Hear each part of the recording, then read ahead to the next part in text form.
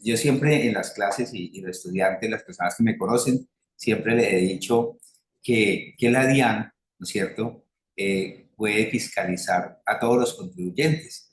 Y para nosotros poder presentar unas declaraciones tributarias, que esas declaraciones tributarias cumplan con todos los requisitos exigidos en las normas, pues debemos de nosotros saber quiénes somos y qué debemos de hacer, ¿no es cierto? Entonces, nosotros lo primero que debemos de saber cuando vamos a presentar una declaración tributaria es si somos comerciantes, las personas naturales, porque las personas jurídicas en su mayoría lo son, ¿no es cierto? Y si somos comerciantes, pues tendríamos que cumplir con los deberes comerciales, inscribirnos en el registro mercantil, ya los libros de contabilidad y todo ese cuento. ¿Por qué es importante desde el punto de vista tributario? Porque a lo largo del estatuto tributario ustedes van a ver que hay unos conceptos amarrados a los ingresos, a los costos y a los gastos que deben ser declarados de diferentes formas dependiendo si usted está obligado a llevar contabilidad o no está obligado a llevar contabilidad, ¿vale? Es importante que tengan esos temas presentes. Tengamos siempre presente que el Estado nos puede verificar a nosotros todas las actuaciones que hagamos a lo largo, ¿no es cierto?, de nuestra presentación de declaraciones. Entonces, ¿qué sucede? Cuando yo estoy inmerso en el mundo tributario, yo tengo unas obligaciones, una obligación sustancial que es pagar ese impuesto. ¿Qué me pasa si yo no pago ese impuesto? Pues como yo presenté la declaración, ya la DIAN tiene el documento que yo presenté, ¿no es cierto? Entonces la DIAN me puede iniciar un proceso ejecutivo con esa declaración, ¿cierto? Pero también la DIAN me puede iniciar unos procesos ejecutivos, incluso unos procesos penales, si yo incumplo en esa parte sustancial, cuando esa parte sustancial, el no pago de ese impuesto, obedece a una declaración que es de impuesto a las ventas. Entonces ahí se configura un delito penal. O si es una declaración de retención en la fuente, ahí se me configura un delito penal. En el tema de renta y en otros temas, es un proceso ejecutivo. Entonces, si yo incumplo una obligación tributaria sustancial, yo le estoy dando elementos e insumos a la DIAN para que la DIAN me inicie un proceso penal cuando se relaciona con impuesto a las ventas y retención en la fuente, o le estoy dando insumos a la DIAN para que me inicie un proceso de cobro activo con el embargo de cuentas, con el embargo de bienes y todo ese cuento, pues que se ve en el proceso coactivo. Pero también la DIAN tiene unos elementos y la DIAN está avanzando cada día más en tecnología para mirar el incumplimiento de obligaciones tributarias formales. ¿Qué pasa si yo incumplo con esa obligación tributaria formal? Pues estoy propenso a que la administración tributaria me inicie un tipo de proceso, ¿cierto? ¿Y cuáles son las obligaciones tributarias que yo tengo que tener en cuenta siempre y que la DIAN tiene en su radar? Ah, pues la más importante para la Ortega, presentar las declaraciones. Entonces, si yo no presento una declaración tributaria, pues la DIAN tiene que yo tengo los ingresos, el patrimonio, la DIAN tiene todos esos elementos para iniciarme el proceso y yo no presenté la declaración en el plazo establecido en el decreto de plazos, pues la DIAN simplemente ya tiene cómo imponerme una sanción, ¿no es cierto? Entonces ellos me hacen un emplazamiento para declarar, yo tengo un plazo para contestar ese emplazamiento, y si yo no cumplo con ese plazo, entonces la DIAN me aplica una sanción por no declarar. Pero también la DIAN, mediante cruces de información, entonces va a tener otros elementos. Entonces mis obligaciones tributarias formales que me generan unos procesos administrativos es efectuar la retención en la fuente, certificar las retenciones en la fuente, inscribirme en el registro único tributario, actualizar ese registro único tributario, ¿no es cierto? Facturar electrónicamente, informar la dirección de la actividad económica, informar el cese de actividades. Y ahorita está muy en boga, sobre todo en Cali, sobre todo en la ciudad de Cali, para que tengan muy en cuenta, está muy en boga el tema de que la administración tributaria ha juntado las áreas de fiscalización y liquidación. Entonces, la administración tributaria tiene un área que se llama División de Fiscalización y Liquidación. Y esa división de fiscalización y liquidación la dividido en dos áreas, en una extensiva y en una intensiva, ¿no es cierto? La extensiva se dedica básicamente a capturar toda esa información y a verificar el incumplimiento de las obligaciones de los contribuyentes. Y entonces en esa área de extensiva, donde se dedican a tecnología y a cruces de información y todo, porque ellos no van al campo, porque el campo lo hace la intensiva, entonces ellos se encuentran que una empresa XYZ SAS o una empresa XYZ SA, esa empresa no tiene los tres eventos con respecto a la factura. Entonces la aceptación de la factura, la acuse de recibo de la factura, la acuse de recibo del bien o servicio, y entonces ellos están enviando muchos emplazamientos. Tengan en cuenta que muchas de las situaciones que están presentando en este momento los contribuyentes que pertenecen a la Dirección Seccional de Impuestos de Cali están relacionadas con el incumplimiento de esos tres acuses. Y esos incumplimientos generan unas sanciones que están estipuladas en el artículo 616-1 de la resolución 165, y eso viene desde la ley 2155, ¿no es cierto? Que las vamos a ver ahorita en detalles. Pero entonces, ¿de dónde nace que la DIAN me llame a mí a decirme, mire, usted está incumpliendo con esta obligación? Nace del estatuto tributario y unas normas que me obligan a mí como contribuyente, que soy sujeto pasivo de esas obligaciones, a cumplir con esos deberes. Entonces, la Administración Tributaria Nacional, en este caso la DIAN, tiene todos los elementos jurídicos para cuestionarme lo que yo estoy haciendo, para obligarme a cumplir con mis deberes formales, ¿no es cierto? Y esos deberes formales están en el artículo 571 y siguientes del Estatuto Tributario, ¿vale? Entonces, pues nosotros siempre hemos dicho, venga, ustedes, todas las personas que tienen que estar relacionadas con el tema de impuestos, sepan siempre existen los 5 elementos: el sujeto activo, que es el Estado, ¿no es cierto? Que en los impuestos municipales es el municipio, que en los impuestos nacionales es de orden nacional, entonces viene la DIAN. El sujeto pasivo, que nosotros somos nosotros, entonces tenemos un sujeto pasivo económico, un sujeto pasivo de derecho, tenemos un hecho generador, una base gravable y una tarifa, ¿no es cierto? Y eso siempre lo vamos a tener. Siempre en todas las conversaciones les comento a las personas que están con nosotros que el Estatuto Tributario consta de 8 libros, tiene 916 artículos. ¿Y para qué se hace eso? Para que cuando ustedes cojan el Estatuto Tributario simplemente no se pongan a obviar el Estatuto Tributario, sino que siempre que vamos a ver algo relacionado con el impuesto sobre la renta y complementarios, pues nos vamos al libro primero. Cuando vamos a mirar alguna cosa relacionada con el impuesto a la renta, nos vamos al libro tercero, y cuando queremos mirar el tipo de sanciones, el monto de las sanciones y el procedimiento, pues nos vamos al libro quinto, y aquí están los artículos que hacen parte de esos libros, ¿no es cierto? En el libro primero, pues eso se divide en varios capítulos, ¿no es cierto? Entonces el título primero hace relación a renta. Entonces, en ese título primero que relaciona con renta, le habla a usted en resumen de lo que le habla el artículo 26 del Estatuto Tributario. Entonces usted mira sus ingresos, sus costos, su renta bruta, sus deducciones, su renta líquida, y llega a su renta gravable, y hay unas rentas gravables especiales, hay una tarifa, hay unos descuentos, y termina por ahí. El título segundo le habla acerca del patrimonio. Entonces, venga, ¿cómo yo tengo que reconocer? Entonces, en la parte de patrimonio, mi patrimonio para efectos fiscales al cierre del 31 de diciembre. Entonces, yo tengo que reconocer mis activos y mis pasivos en moneda exterior a la fecha de reconocimiento inicial y todo ese cuento. Entonces, si yo no cumplo con lo que está dispuesto en el Estatuto Tributario, pues me veo abocado, en caso de una investigación, en caso de cruce de información, o en caso de denuncia de terceros, o en caso de un proceso de fiscalización por parte de la autoridad tributaria, me veo abocado a un posible riesgo por sanciones, ¿cierto?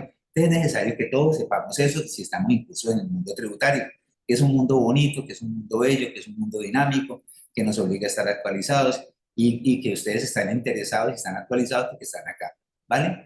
Entonces, en el título 4 vemos las reorganizaciones empresariales, y vemos que dentro de las reorganizaciones empresariales básicamente hay tres reorganizaciones grandes, y hay una que uno la toma como muy pequeñita. Entonces, en las reorganizaciones empresariales, ustedes van a ver, por ejemplo, lo que son las fusiones, las excisiones y las transformaciones.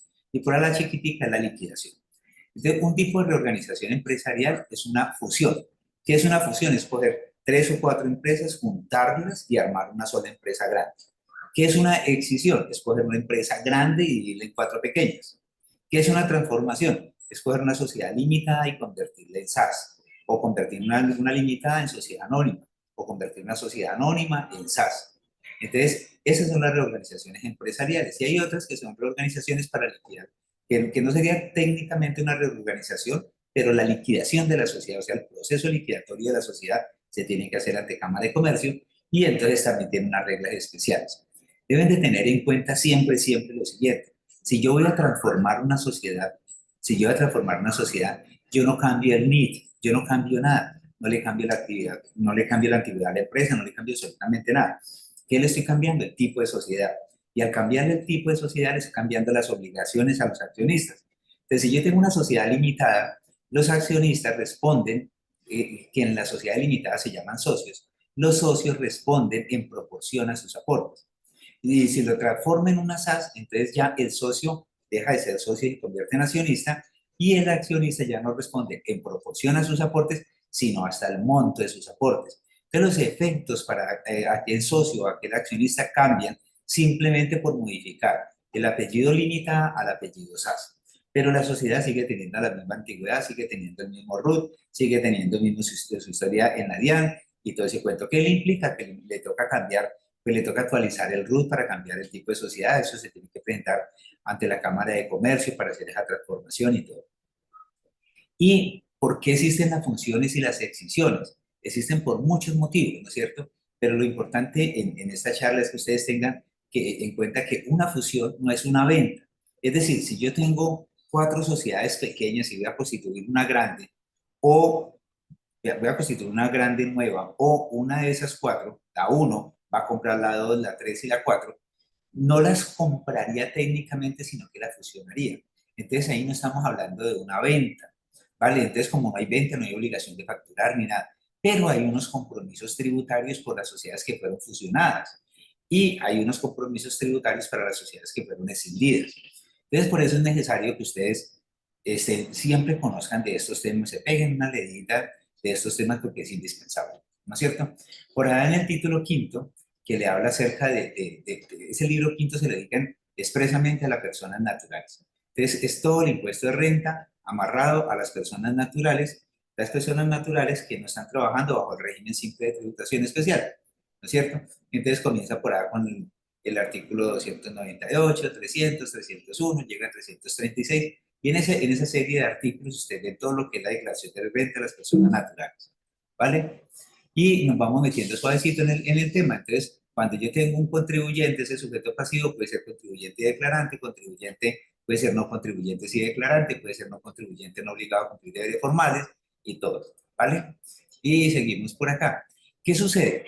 Resulta que ya si nos metemos en el tema eminentemente sancionatorio, es cómo corregimos las inconsistencias de la DIAN. Tengamos en cuenta que las sanciones tributarias tienen 3 orígenes, solamente 3 orígenes. Primero, a mí la administración tributaria me sanciona por incumplimiento.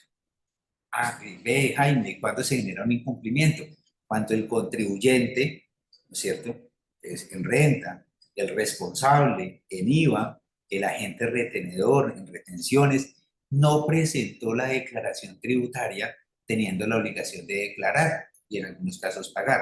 Entonces yo incumplo con mi obligación tributaria y ese es un hecho generador, ¿no es cierto? Es un hecho generador de la sanción tributaria. Listo. Entonces, ahí no he presentado ninguna declaración, simplemente incumplí con mi deber de presentarla. Otro origen de las sanciones son las inconsistencias.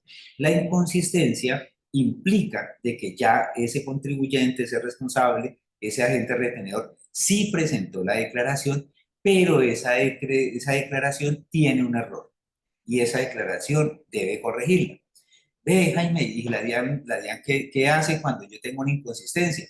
Entonces, si la DIAN tiene un indicio de que usted esa declaración que presentó tiene un error, entonces la DIAN le envía un emplazamiento para corregir. Pero ese emplazamiento para corregir no es obligatorio, la DIAN está facultada para. Ese emplazamiento para corregir no es obligatorio, no es un acto que tenga que hacer la DIAN. Entonces, usted como contribuyente debe hacer una revisión previa antes de darle enviar a la declaración si usted cumple con unos lineamientos que son los lineamientos que en términos generales la administración tributaria considera como indicios de que esa declaración está mal, ¿cierto? Y el otro origen de las sanciones es la extemporaneidad. ¿Y cuándo se presenta la extemporaneidad? Pues como su nombre lo indica, cuando usted tenía que presentar la declaración de impuesto a las ventas el día 12 de mayo del 2025 y a usted se le olvidó por cualquier circunstancia, no importa el motivo, a no ser que sea un tema tecnológico que ahí sí lo puede discutir, pero si a usted se le olvidó, ese día tuvo un partido, ese día jugaba la selección Colombia, no importa lo que haya pasado, ese día había una fiesta, lo que sea, usted presentó la declaración extemporánea, entonces usted tiene una sanción tributaria por presentación extemporánea.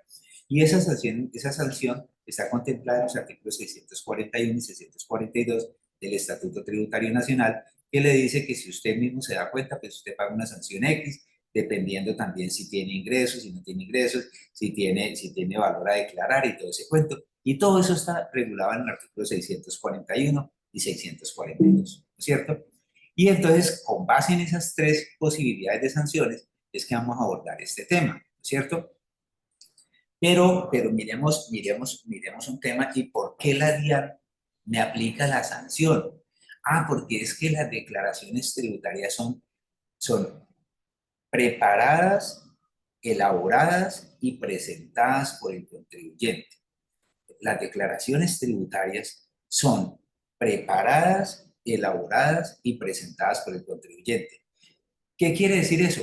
Que si esa información está mala, el único responsable del contenido de la declaración tributaria es el contribuyente.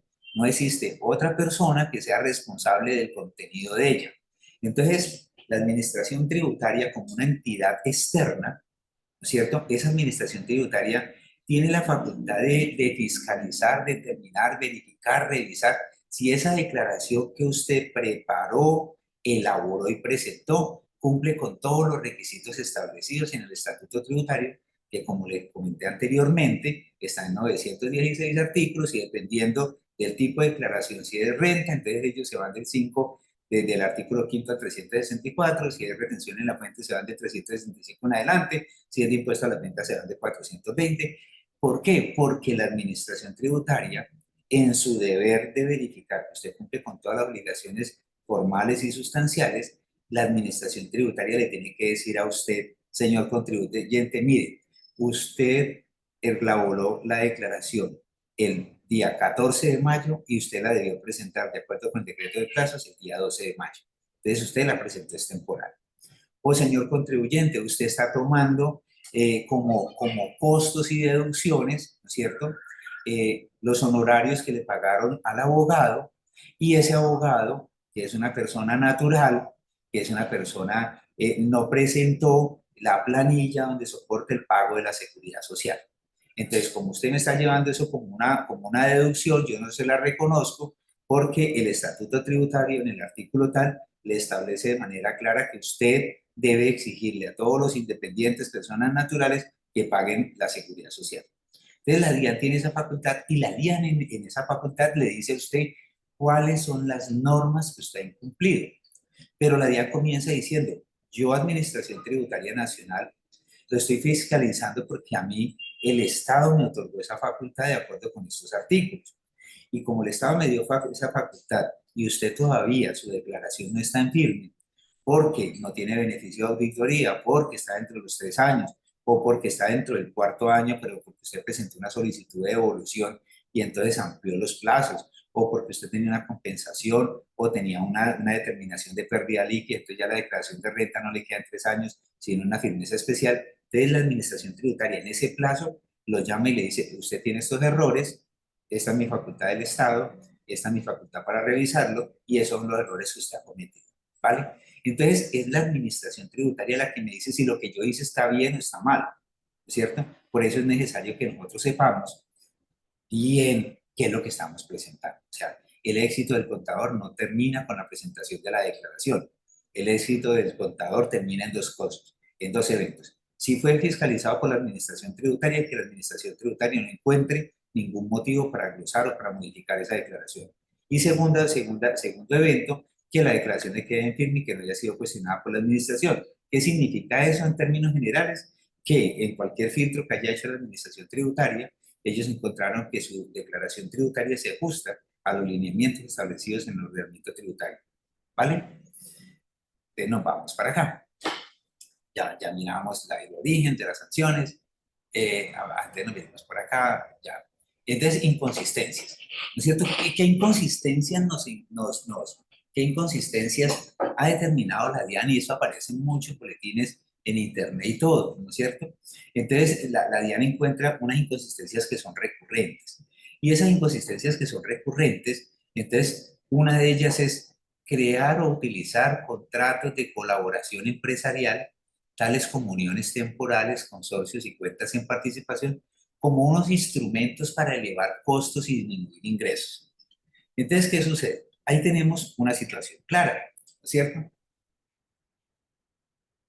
Y la situación clara es la siguiente. El Estatuto Tributario, en el artículo 18, existe que establece, el artículo 18 establece que el contrato de colaboración empresarial, entonces ahí ya tenemos el primer punto de análisis. Eso es un contrato. Entonces, el consorcio es un contrato, la unión temporal es un contrato, el joint venture es un contrato, las cuentas en participación son un contrato, ¿no es cierto? Entonces, la DIAN te dice, esos consorcios, uniones temporales, son contratos y esos contratos no son contribuyentes del impuesto sobre la renta. Pero si usted, Jaime Ortega, forma parte de un consorcio, forma parte de una unión temporal o forma parte de un joint venture o forma parte de una cuenta de participación, usted, Jaime Ortega, me tiene que declarar de manera independiente, si tiene una cuenta aparte, ¿no es cierto? Todos los activos, los pasivos, los ingresos, los costes, las deducciones que le correspondan de acuerdo con su participación. Entonces, ¿qué sucede? O sea, normalmente los consorcios y las uniones temporales se utilizan para participar en las licitaciones públicas. Y esas licitaciones públicas, por dar un ejemplo, vamos a entregar el programa de alimentación escolar del primer semestre para los niños que están ubicados en las zonas de ladera de la ciudad de Cali. Entonces, Jaime Ortega tiene toda la infraestructura para dar unos alimentos y alguno de los integrantes acá, entonces digamos, por ejemplo, William, entonces William tiene los vehículos para hacer la distribución de Jaime Ortega y William, entonces celebran un contrato, ¿cierto? Entonces, a título de consorcio, a título de unión temporal, para entonces, entregar a los niños de la zona de ladera de la ciudad de Cali la alimentación escolar del primer semestre, ¿no es cierto? Entonces, escuchen cómo ese contrato es para una destinación específica en un periodo específico, ¿no es cierto? Entonces resulta que la DIAN te dice, señor William, usted debe de llevar por aparte todos sus activos, todos sus pasivos, todos sus ingresos, todos sus costos amarrados a ese contrato. Señor Jaime Ortega, usted tiene que tener sus activos, sus pasivos, ingresos, costos, es decir, amarrados a ese contrato, ¿cierto?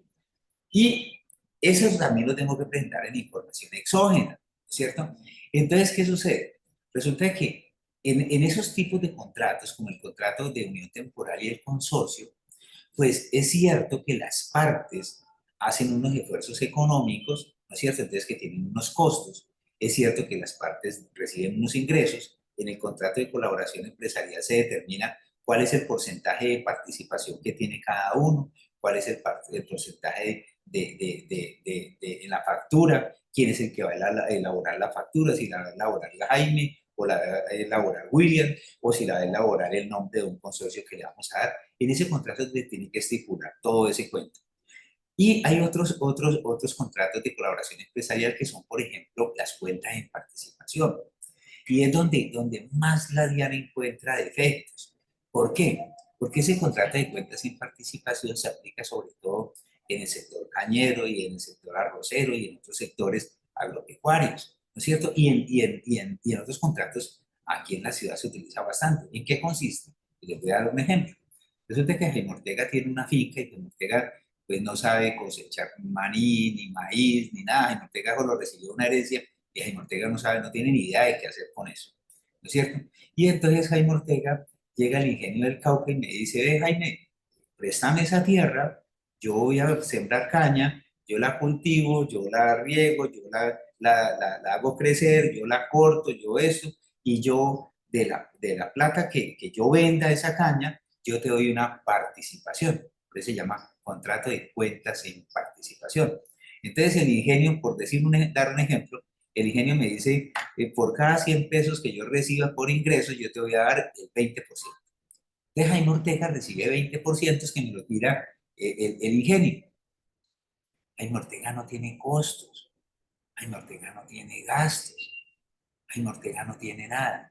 Entonces, alguna persona me dice, pero Jaime, es que estás recibiendo, supongamos que ese 20% equivale a 1.000 millones de pesos. Entonces alguien me dice, no, decile a Fernanda que te sirva como analista financiera, decile a Juan Carlos Macana que te sirva como analista contable, decile a Lina que te sirva como revisora fiscal, te inventas unos gastos, porque es que si pagas por 200 millones, después vas a pagar un platal y entonces me pongo a inventar unos gastos, ¿no es cierto? ¿Para qué? para coger esos gastos que me disminuye el ingreso y al disminuirme el ingreso que me disminuye la renta líquida gravable. Entonces la DIAN eso lo tiene claro. Entonces la DIAN tiene claro que en aquellos eventos donde se generen rentas pasivas, los costos y los gastos son mínimos. Pero la gente sigue inventándose cosas y la DIAN tiene esto bien dateado gracias a sus avances tecnológicos. Entonces, cuando ustedes utilicen uniones temporales, consorcios y cuentas en participación, aténganse a lo dispuesto en el artículo 18 del Estatuto Tributario. O sea, no se inventen costos y gastos, porque esos costos y gastos no son sustentables. O sea, esos costos y gastos tienen que, aparte de tener una factura, que mucha gente hace la factura y entonces le pide a Fernanda que pague la seguridad y esto, tiene que tener una realidad económica. ¿Y cuál es la realidad económica? Que Jaime Ortega tiene que hacer una transferencia a pago a Fernanda, Jaime Ortega tiene que hacer una retención, Fernanda me tiene que enviar una factura y yo le tengo que dar la aceptación a la factura, la acuse de recibo de la factura y la acuse de recibo del bien o servicio. Y aparte de todo eso, pues tiene que haber una realidad económica. O sea, no solamente lo formal, sino la realidad. Ellas dos se complementan y es lo que la administración tributaria está verificando. ¿Vale? Nosotros le vamos a enviar el material. Yo cuadro con Juan Carlos y le enviamos unos aportes y todo eso para saltar. Entonces, tengan en cuenta esa parte, ¿no es cierto? Eh, en ese contrato de colaboración empresarial, nosotros, en el caso que yo decía, William en Ortega, podemos establecer que nosotros vamos a llevar una contabilidad de acuerdo con todos los marcos normativos. Y si vamos a llevar una contabilidad, esa contabilidad tiene obligatoriamente que cumplir con los marcos normativos. ¿Qué más me está investigando la DIAN? La DIAN me está investigando, venga, esos costos y gastos por la adquisición de bienes y servicios no tienen documentos soportes, no tienen factura electrónica de venta, no tienen documento equivalente, están obligados a expedirlos. Entonces, ¿qué sucede? ¿Qué sucede? Resulta que nosotros cogemos anteriormente, diga usted, hace unos 10 años, 15 años, en muchas empresas dejaban unas facturas en blanco por si de pronto hay alguna eventualidad y dejaban por dar una posibilidad de gastos y todo. En la medida que se fue implementando en Colombia el tema de la factura electrónica, y no solamente implementando, sino que volviendo obligatoria la expedición de la factura electrónica, la expedición del documento equivalente electrónico, ¿no es cierto? Entonces usted ya no puede hacer absolutamente nada porque esas facturas electrónicas pues, son del periodo. Entonces, el artículo 771, ¿no es cierto? El artículo 107, ¿cierto? Entonces, hay muchas normas en el Estatuto Tributario que le dicen, venga, ese costo o esa deducción que usted tiene en su declaración tributaria tiene que cumplir con una cantidad de artículos establecidos a lo largo del Estatuto Tributario y con todas las normas y disposiciones que imponga la DIAN vía resolución, porque el legislador en el artículo 616 raya 1 facultó a la DIAN para emitir resoluciones que tengan alcance de ley, ¿no es cierto? Entonces, la DIAN es de las resoluciones que pide la DIAN. Si ustedes miran la resolución 165, comienza con una retahíla diciendo que de acuerdo con el artículo tal, de acuerdo con el artículo tal y tal y tal y tal, ellos están facultados para dictar la siguiente resolución y por tanto decreta artículo primero. O sea, la administración tributaria está plenamente facultada para emitir resoluciones donde diga cómo los contribuyentes debemos de cumplir con los deberes que están establecidos en el Estatuto Tributario. Entonces, si yo tengo unos costos y gastos, yo tengo que mirar si esos costos y gastos cumplen con el artículo 107, ¿no es cierto? Entonces, que son del periodo, que son necesarios, que son proporcionales, que tienen relación de causalidad, que están en términos comerciales, ¿no es cierto? Yo tengo que verificar si esos documentos están amparados, ese costo, ese gasto, esa deducción, están amparados en una factura electrónica, ¿no es cierto? ¿Y eso quién me lo establece? El artículo 771. Y el artículo 771 literalmente me dice, para la procedencia de costos y deducciones en impuestos sobre la renta, así como en impuestos descontables, se requerirá de facturas con el cumplimiento de los requisitos. Entonces, si alguien lee literalmente el artículo 771, pues el estatuto tributario le hacía alusión a lo que decía el anteriormente artículo 617, que era que se denominara expresamente como factura de venta y todo ese cuento. Pero como esto es dinámico, y como esto es bonito, y como la tributaria es bonita, es hermosa, entonces ella ha ido cambiando y ahorita todo está regulado en la resolución 165 del 1 de noviembre del 2023, está regulado a partir de la ley 2155, ¿no es cierto? Entonces, en la 2155 él dijo, el Estado, el legislador dijo, el sistema de facturación comprende la factura y los documentos equivalentes, asimismo hacen parte del sistema todos los documentos electrónicos que sean determinados por la DIAN. Ese pedacito donde dice, y asimismo hacen parte del sistema de factura, todos los documentos electrónicos que sean determinados por la DIAN, le da la armazón a la DIAN para decirle a usted como contribuyente, usted no me está cumpliendo con esta resolución, usted no me está cumpliendo con esta, ¿es cierto? Pero vía resolución, no vía concepto ni vía oficio, porque los conceptos y los oficios son de obligatorio cumplimiento para el funcionario de la DIAN, ¿no es cierto? Entonces, si a mí la DIAN me dice, no es que en el concepto tal y en el oficio tal establecí esto y eso, entonces me dice, no, espera un momentico, señor DIAN, muéstreme la resolución, muéstreme el decreto, muéstreme la ley, muéstreme si en el decreto único reglamentario en materia tributaria me dice esto, y uno entra en discusión con la DIAN, por eso se llama determinación y discusión con la autoridad tributaria. Doctor, Señor, una inquietud, por favor. Si a quien se le paga honorarios o servicios y una vez depurada la base, no le da para pagar aportes de seguridad social, vuelvo y le repito, a quien se le paga honorarios o sí, servicios y una vez depurada la base, no le da para pagar aportes de seguridad social. lo que pasa es lo siguiente, Juan Carlos, y ahí hay un tema que le ruego a todos lo tengan en cuenta. O sea, usted básicamente hace la depuración, va a sonar raro, pero pongan cuidado lo que voy a decir.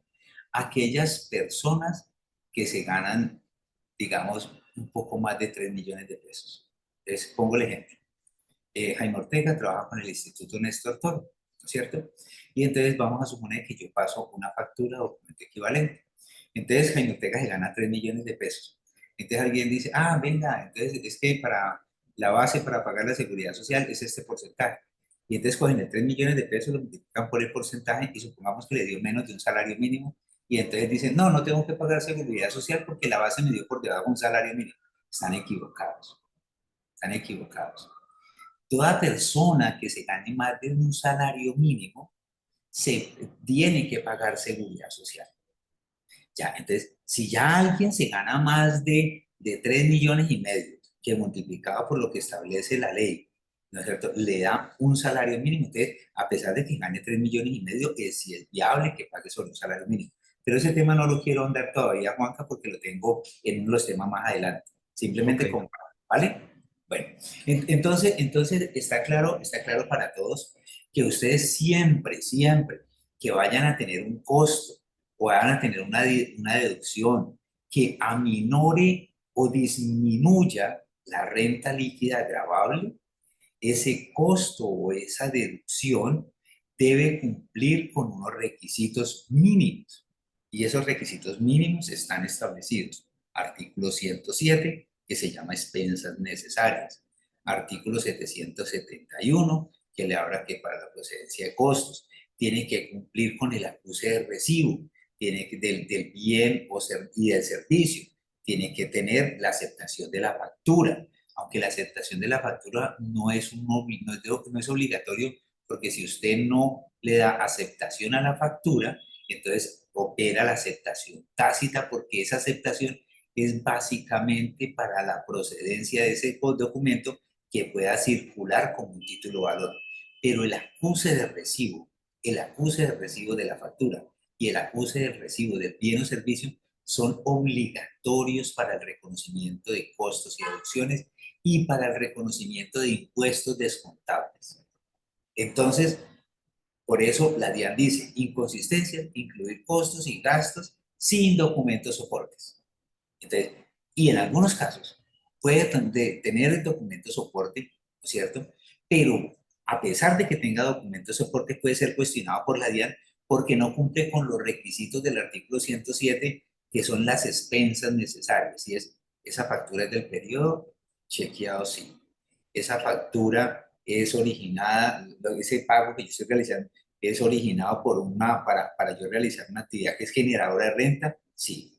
Ese gasto es necesario, sí. Ese gasto es proporcional, sí. Ese gasto tiene relación de causalidad, sí. Ese gasto está enmarcado dentro de unos ámbitos comerciales, sí. Ah, entonces también debo cumplir con eso. Entonces nosotros lo que tenemos que hacer es un checklist de todo lo que vamos presentando en nuestra declaración de renta, ¿vale? Bueno, ahorita miramos el tema y te lo muestro con las normas. Doctor, Sí. bueno, muchas gracias. Si se contrata un servicio de transporte de carga con una persona independiente, ¿se le debe exigir pago de seguridad social para que el costo sea deducible? Fíjate, Juan Carlos, que los que estudian conmigo, los que estudian en el Instituto Néstor Toro, ¿no es cierto? Yo les digo, vengan, ustedes tienen que tener en cuenta lo siguiente.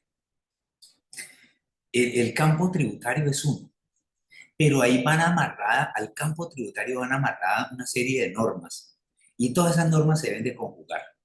Entonces, para contestarte acertadamente, Juan Carlos, tengo que decirte varias cosas. Primero, no se puede contratar directamente con una persona natural propietaria de un camión. ¿Por qué? Porque todos los vehículos de carga que circulen en Colombia deben estar afiliados a una empresa transportadora, que es la que le otorga la guía de transporte. Entonces, primera recomendación, no se contrate con personas naturales. Eso. Segunda recomendación, ¿cierto?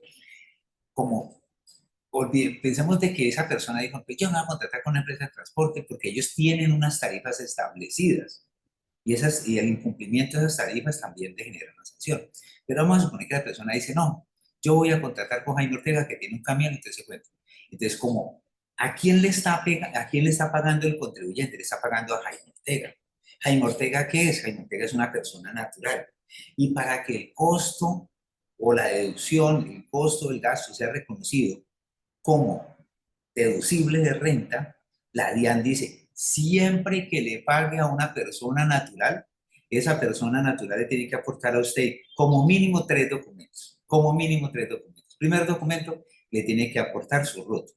¿Por qué? Porque es que en el RUT aparece que si yo soy responsable del IVA, si no soy responsable del IVA, si yo soy de régimen simple de tributación, soy de régimen ordinario, si yo, le aparecen todos los detalles que tienen que aparecer en el RUT para no hacerlo extensivo por ahí. Segundo tema que tiene que entregar Jaime Ortega, factura electrónica y ahí verifican con el RUT, ¿no es cierto? O mi cuenta de cobro que usted hace el documento de soporte electrónico, ¿no es cierto? Y tercero, tiene que pagar, demostrar el pago de la seguridad social.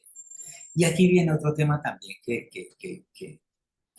lo deben de tener en cuenta. Resulta que si yo pago, entonces los independientes, ¿no es cierto? Todas las personas naturales, pagamos la seguridad social mes vencida. Entonces yo presto el servicio de transporte y yo cobré 10 millones de pesos. Entonces yo paso mi cuenta de cobro por 10 millones de pesos y entonces yo pago la seguridad social. Pero la seguridad social, ¿de qué mes estoy pagando? Ah, estoy pagando la seguridad social que pagué el mes pasado, por el mes pasado. Como yo la pago vencida, la pagué ahorita a principios de mayo y estaba pagando abril. Y entonces yo entrego en esa empresa el pago de seguridad social sobre un salario mínimo porque el mes pasado no presté servicio de transporte. La DIAN te puede cuestionar porque en ese caso la DIAN está en la facultad de decirte, venga, espera un momentico, señor, es que el señor Jaime Ortega le prestó el servicio de transporte por 10 millones de pesos. Él tenía que pagar la seguridad social sobre la base determinada por la ley. Entonces, y él está pagando sobre un salario mínimo y a usted el salario, el porcentaje determinado por la ley es completamente diferente. Le desconozco el costo de gasto. Entonces, tienen que mirar siempre la planilla de seguridad social, la cuenta de cobro y el RUT. Y yo siempre les digo, entreguen, pídanle a todas las personas naturales que le presten servicio a usted el certificado. Un certificado que diga, yo Jaime Ortega Arango, entonces declaro bajo la grada de juramento, de acuerdo con lo establecido en el Código Penal, que sí soy responsable del impuesto a las ventas, que no soy responsable del impuesto a las ventas, que ese ingreso que lo voy a llevar en rentas de trabajo, lo voy a llevar en otras rentas, porque dependiendo de todas esas circunstancias, usted tiene que mirar cómo proceder en muchos aspectos, entre ellas la retención en la cuenta.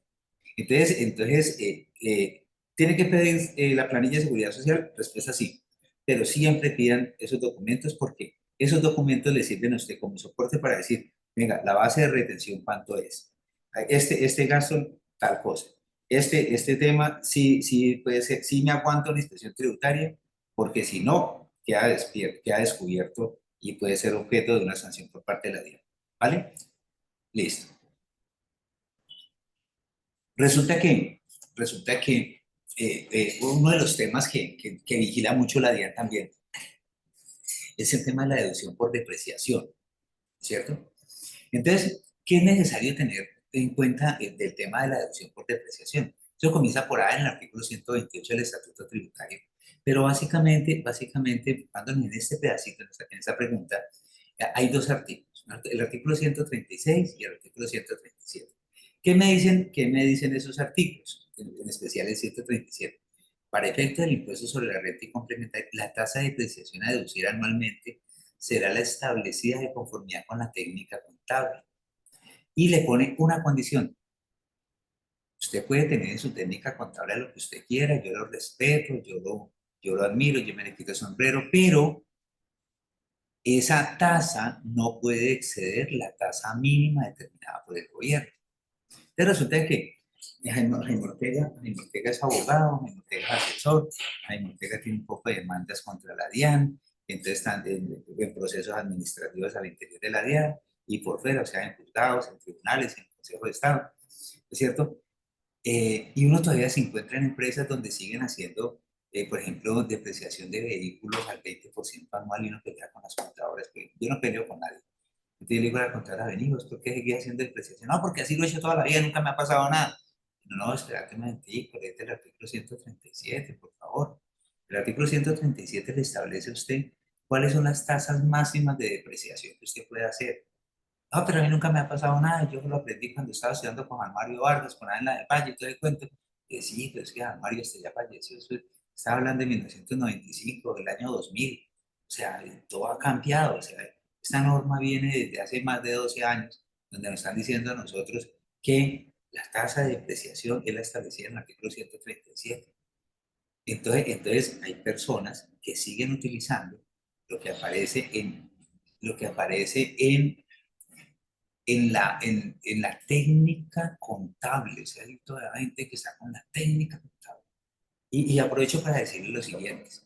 Ustedes pueden tener la depreciación que ustedes quieran, ustedes pueden determinar lo que ustedes quieran, pero todo lo que usted quiera hacer tiene que estar soportado en un documento que se llama las políticas contables.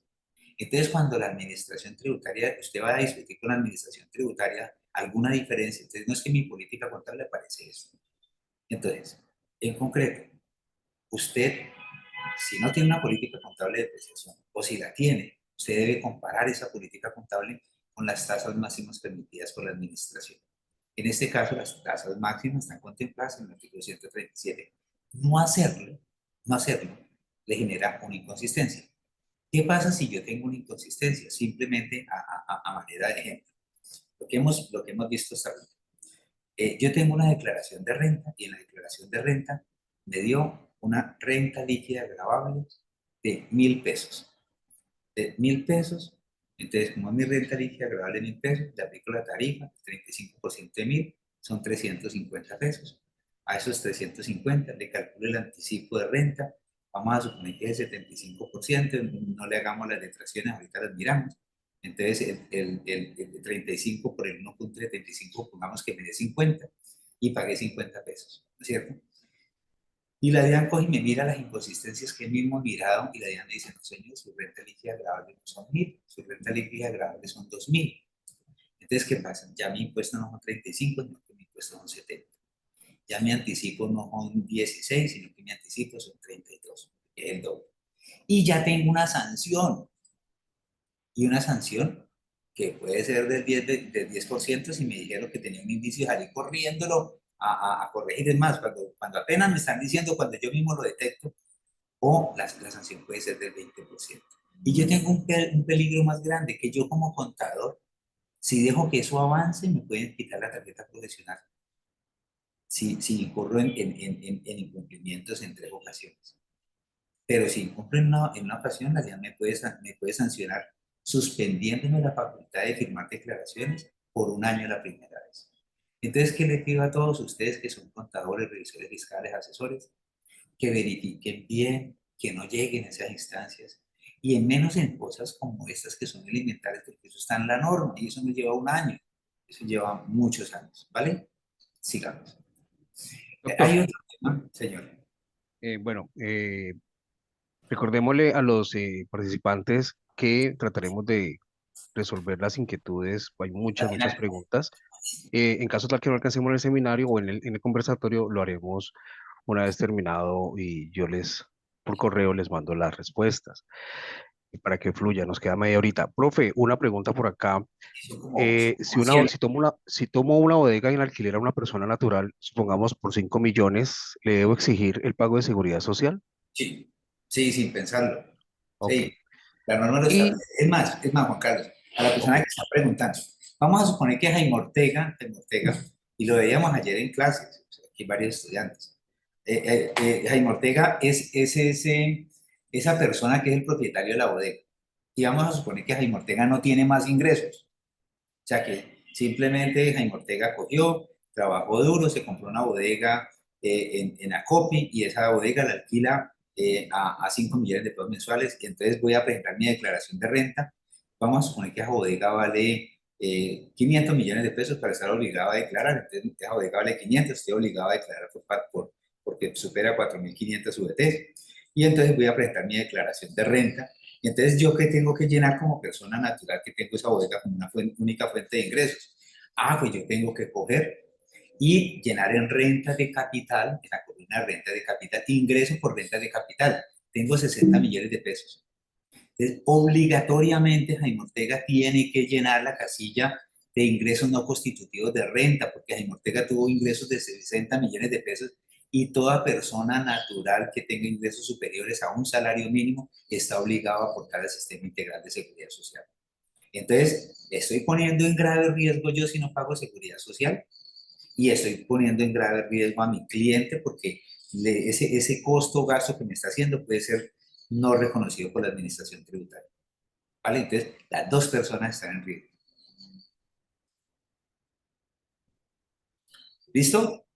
Bueno, sigamos con muchas. Son muchas mire, lo más importante, lo más importante que ustedes están haciendo al estar presentes aquí es que le queden dudas. Cuando a usted le quedan dudas, usted dice, pues, pucha, fui a una parte y me quedé con este poco de dudas. Entonces, ese seminario, esa charla, ese conversatorio fue bueno. Porque si usted llega a un conversatorio y usted sale como si no hubiera pasado nada, pues perdió el tiempo. Aquí la idea es que ustedes se queden con esas dudas, que ustedes verifiquen lo que hemos hablado. Siempre, siempre, siempre en el Instituto Néstor Toro les ponemos las normas. O sea, nosotros interpretamos las normas con la norma en la mano. O sea, cuando Jaime Ortega les pone artículo 142, lo he copiado literalmente del Estatuto Tributario. Y cuando lo resalto es para ponerles a ustedes de decirles pilas con este pedazo, ¿vale? Entonces, ¿qué sucede?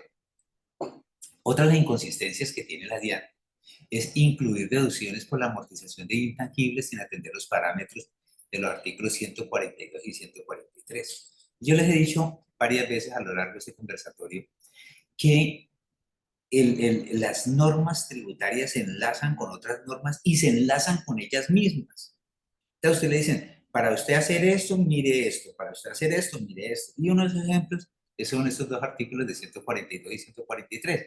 Entonces, a usted le dicen, a uno le dicen, ve, Jaime, los gastos pagados por anticipados no existen en el marco normativo. Y dice, tributariamente existe. Y hay un artículo en especial, 142, que te habla del gasto pagado por anticipado. Ve, Jaime, pero ahí hay habla un desembolso de establecimiento. ¿Qué es un desembolso de establecimiento? Son los famosos gastos preoperativos o de puesta en marcha que toda la vida los conocimos en la contabilidad.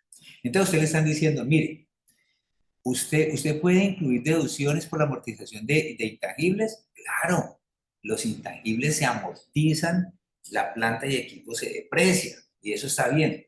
Pero para yo poder amortizar un intangible, yo tengo que cumplir con los parámetros de 142 y 143, ¿no es cierto? Ve, y yo eso lo puedo hacer libremente. No, cuando vos tengas inversiones que están relacionadas en el artículo 74, y yo les decía ahorita, los costos van del 58 al 103, es decir, que forman parte del costo. Entonces el estatuto tributario le dice, si usted tiene inversiones que usted las llevó en esta parte del costo, usted tiene que cumplir con las siguientes reglas.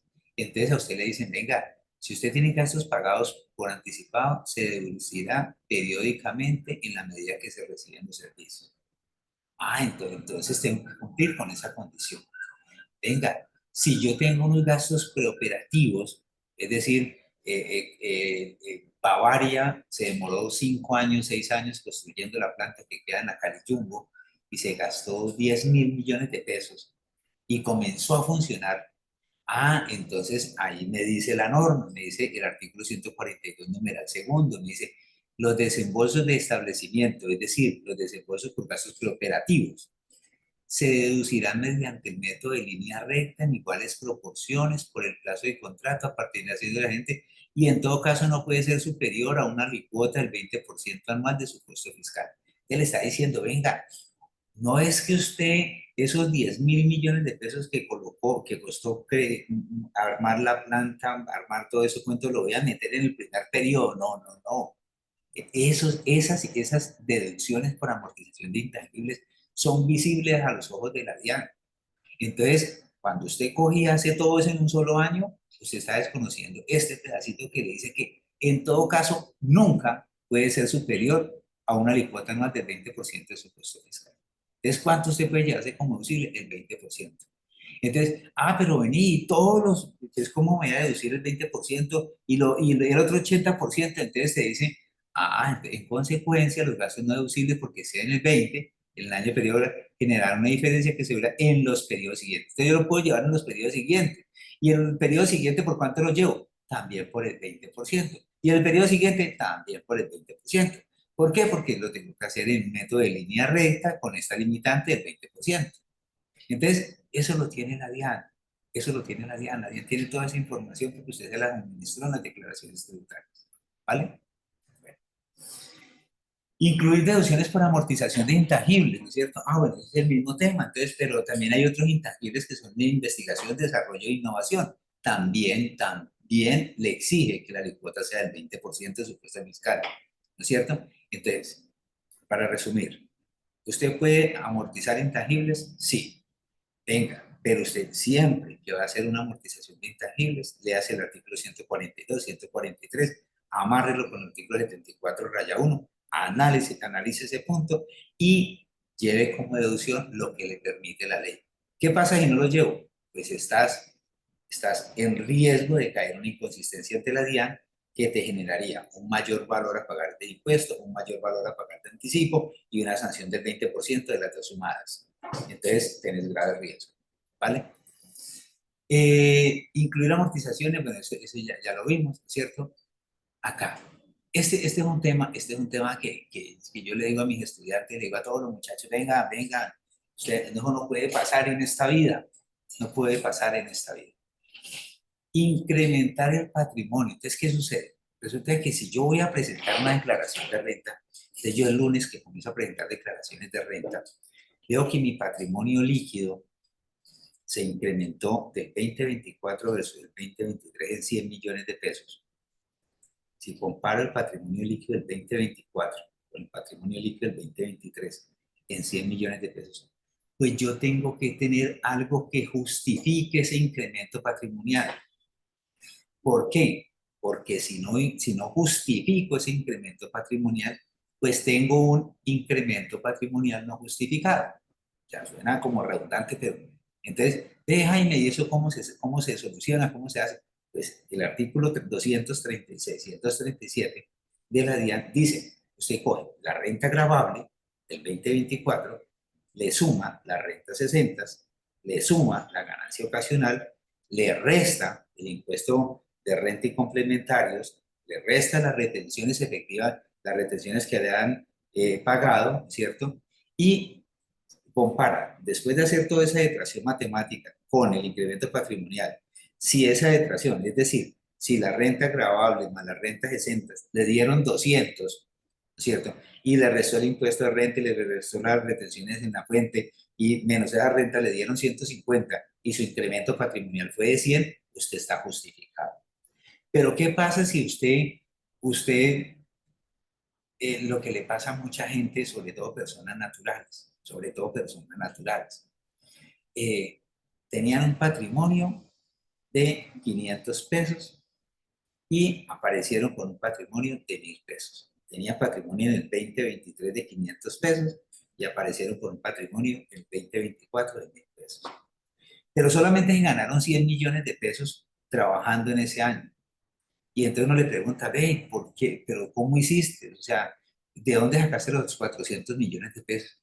Ah, no, Jaime, lo que pasa es que, mira, yo tenía una casa y la casa yo la declaré por el valor de predial y el valor de predial era 300 millones de pesos. Pero yo la verdad, la vendí en 1000. Y entonces, ¿y por cuánto hiciste la escritura? No, pues por los 300 para no pagar tanto impuesto. Claro, ahí tenés el incremento patrimonial porque en tu declaración de renta mostraste como ganancia ocasional ingresos por 300, costos por 300, ganancia ocasional cero.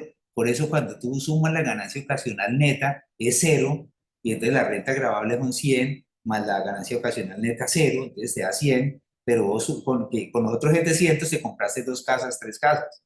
Entonces tenés un incremento patrimonial no justificado, entonces te toca coger esos 400 que tenés como incremento patrimonial no justificado, lo tenés que llevar en la casilla 70, ¿no es cierto? En la casilla 70, en la casilla de rentas gravables, perdón, la 70 es para otro tema, en la casilla de rentas gravables, ¿no es cierto? Y esa renta gravable se la sumas a los 100 para tener los 500 y sobre los 500 pagar impuestos de renta. Enseñanza, no hagan esa vaina, ¿no es cierto? ¿Por qué? Porque si usted está vendiendo la casa en 300 en papeles, pero realmente la vendió en 1000, está haciendo 2 errores grandes.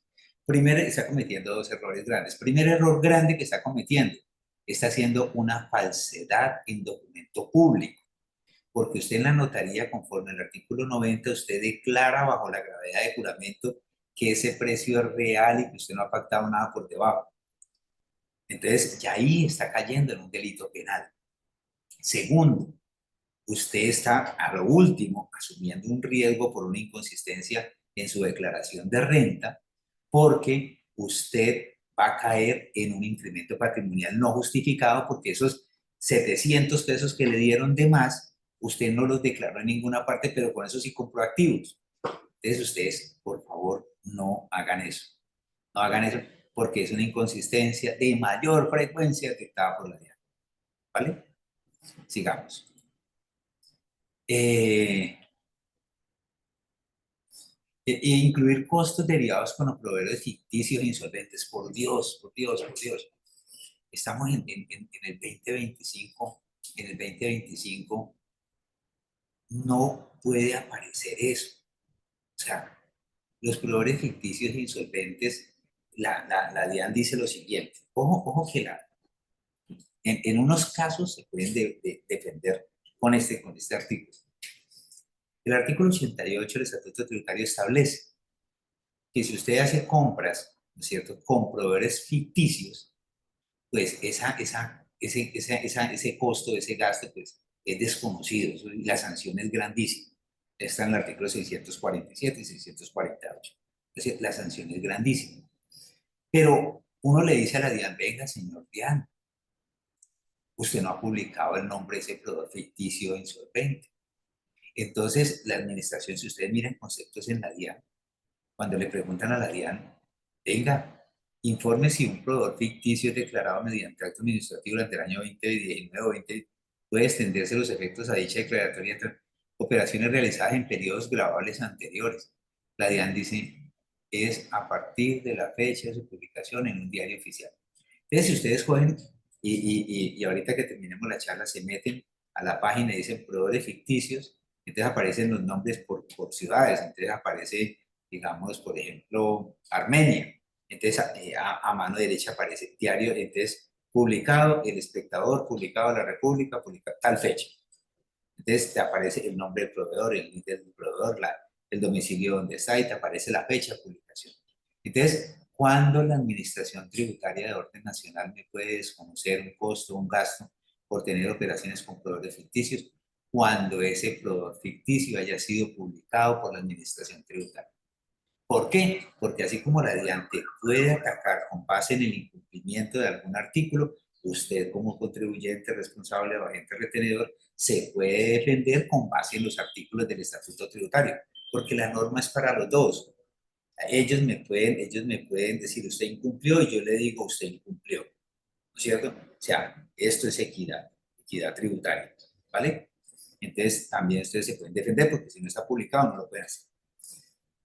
Incluir gastos con operadores ficticios y utilizar la figura de fusión entre compañías para trasladar pérdidas. Entonces yo les decía, ahora al principio de la charla, les decía, venga, el nombre es, se me fue, reorganizaciones empresariales. Y entonces yo les decía, una de las reorganizaciones empresariales son la fusión, la excisión y la transformación. Entonces, resulta que mucha gente, muchas empresas grandes y sobre todo los monopolios, hacen operaciones para coger, y entonces yo fusiono una empresa que está teniendo pequeños ingresos con una más grande, solamente con el fin de disminuir la carga tributaria. Entonces yo hago unas operaciones, esas son unas operaciones que se llaman abuso del derecho, abuso en materia tributaria, entonces cuenta. Es una figura que la utilizan las empresas grandes y que tiene como fin solamente bajar la carga tributaria, ¿no es cierto? De la más rentable. Ese es el fin que se usa. ¿Cómo? A través de las reorganizaciones empresariales, que son las fusiones y las fusiones y las excisiones, ¿no es cierto? Y Jaime, ¿por qué sucede eso? Porque es que las pérdidas fiscales sufridas por una sociedad fusionada es hasta un límite del equivalente al porcentaje de la participación de la gran. Entonces ellos van a coger, y entonces yo compro una empresa que tiene pérdidas fiscales, ¿no es cierto? Y yo tengo una empresa que tiene una rentabilidad alta, y entonces para yo tener que tener una carga tributaria tan alta, entonces yo me funciono con una que tiene pérdida, entonces lo quiero hacer al 100%, la DIAN dice, no, no, no, no, señor, Jaime Ortega, ¿cómo le ocurre? Esa que usted fusionó apenas tiene el 20% de su carga. Usted no me puede coger y bajarme todo el porcentaje, solamente el porcentaje que me determina la ley. Entonces, es un tema que se debe analizar bien la fusión y todo ese cuento. ¿Vale?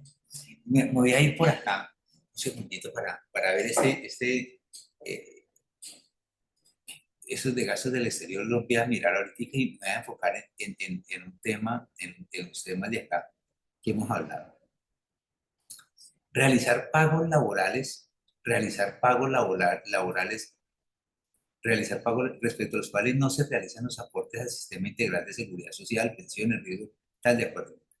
Entonces resulta que el Estatuto Tributario en el artículo 108, artículo 108, 108 raya 1, en varios artículos le dice a usted, venga, artículo 115, 115 raya 1, ténganlo en cuenta siempre, 108, 115, dice que los salarios son deducibles del impuesto de renta si el contribuyente demuestra el pago de los aportes fiscales y parafiscales y se encuentra a paz y salvo. Entonces, ¿yo qué tengo que hacer? Ese artículo 108, amarrarlo con el artículo 115 y 115 raya 1. Porque el artículo 115 raya 1 le está diciendo todos los pagos, ¿no es cierto?, parafiscales, todos los parafiscales, usted los puede pagar antes de la fecha de la declaración inicial, antes de presentarse la declaración inicial de renta.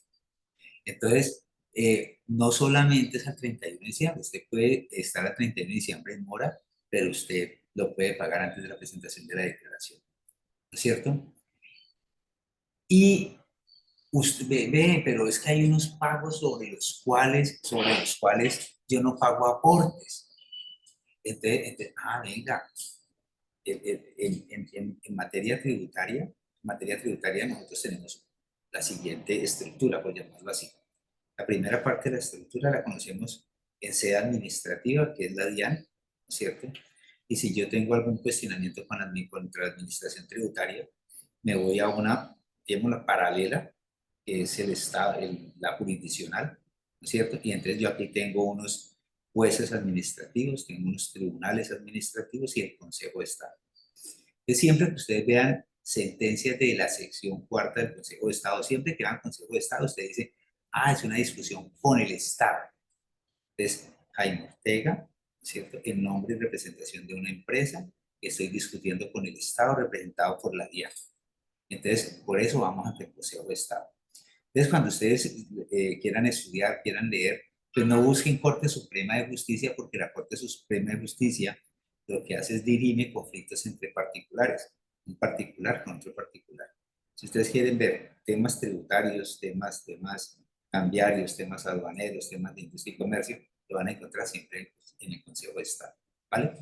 Y en ese orden de ideas, el Consejo de Estado, que es el máximo órgano acá, dice que usted puede constituir como no salarial unos auxilios, ¿no es cierto? Y que si usted los constituye bien y los hace bien y son claros, ojo, y los hace teniendo en cuenta el artículo 127 y 128 del Código Sustantivo de Trabajo, ¿no es cierto? El 127 le dice que es salario, el artículo 128 le dice que no es salario.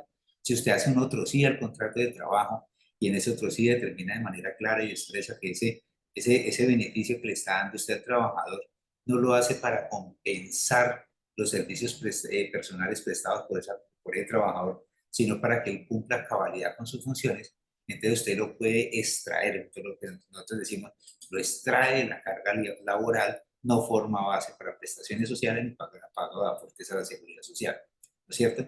Entonces, si usted tiene algo y la UGPP le está diciendo, venga señores que usted no ha pagado, si no espere un momentico, es que yo tengo aquí un otro sí, lo hice conforme 128, ¿vale?